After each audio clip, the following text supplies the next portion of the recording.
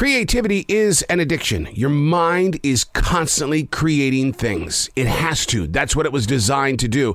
But there's so much of our inner self and outer self that just don't understand each other. It's like, nah, I'm not dealing with you. Okay, if you're not going to deal with me, I'm not showing up. And then the struggle begins. Unplug, because we will always say yes to creativity, totally uncut, because we all make mistakes. So turn it into a tool. This is Arroe Unplugged. Woo, it's been a while. You've been in one of those situations where something comes to you in the middle of the night by way of a dream, a thought, and it's like, whoo, wow, where'd that come from? I thought I had all that put away. I thought I had that handled, silenced. But yet it knocks on your door and all of a sudden you've returned to a place where you're going, I don't feel so certain anymore. Here we go again. What did I do the last time that we had so much uncertainty? That's right. I put it in my journal. I guess I should get to my writing. Maybe these books really are written for those who are traveling. We're all traveling. We are. This has been one hell of a journey. And one day I'd love to see some sort of T-shirt or something like that with a gigantic emblem on it that says, we have been the travelers. What do you want to know? We've taken notes. Hey, it's Arroe. This is The Choice. This is what I was writing while the sun was waking up on a brilliant new day. Today we're reading from October 21st, 2022. A doomsday dream. I had one. When I was a child, I had a lot of doomsday dreams. It's been a very long time since I have shaken myself awake because something didn't feel right or it felt too real, and I thought, oh my God, this is it. As a child, my mind and heart were flooded with these doomsday dreams. It's a hidden away fear that had an impact on my teen years. I guess the invisible fears never really go away. For the way of the world today seems more reckless than my younger chapters. I mean, back then, I was afraid of the world because Iran had taken 52 Americans hostage. Not so pretty all these chapters later.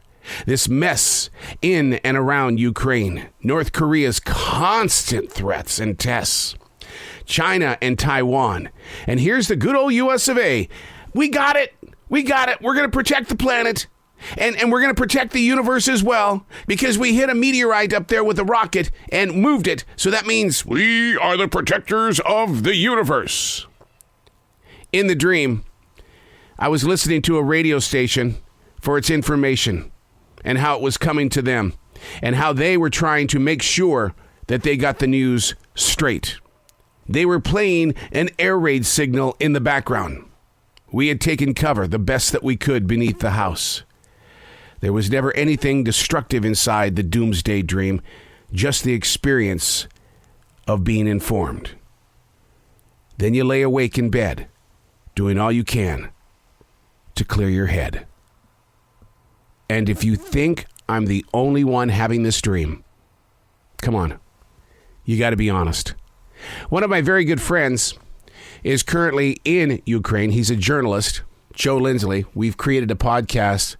And I talk to him a lot when the air raids are going off and when he's been, the drones, bomb the city and stuff like that. And he said to me, and this might be just me, my body just digesting, and maybe that's the reason why I had this doomsday dream.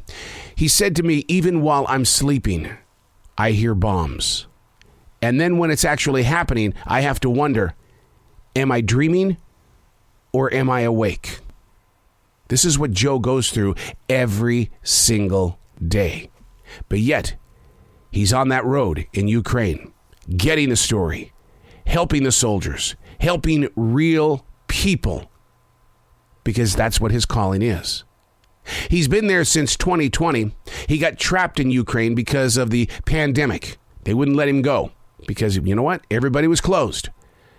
So Joe buckled down, not realizing that being in Ukraine during this modern day, the threat of the big bomb would be affecting other people around the world.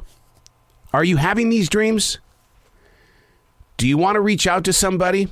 Maybe you should, because PTSD is very real, especially in local citizens. With all the news and everything else that's taking place, I'm afraid to walk into a grocery store these days. I'm afraid to do this or that. But then my wife always says, when the time is right, you will be called. And there's nothing you're going to be able to do. I pray for those who are having doomsday dreams. I pray for those who are in a position of uncertainty again, as these new Omicron subvariants are starting to attack the human population once again. Doomsday dreams. Accept it, but I want you to write about it.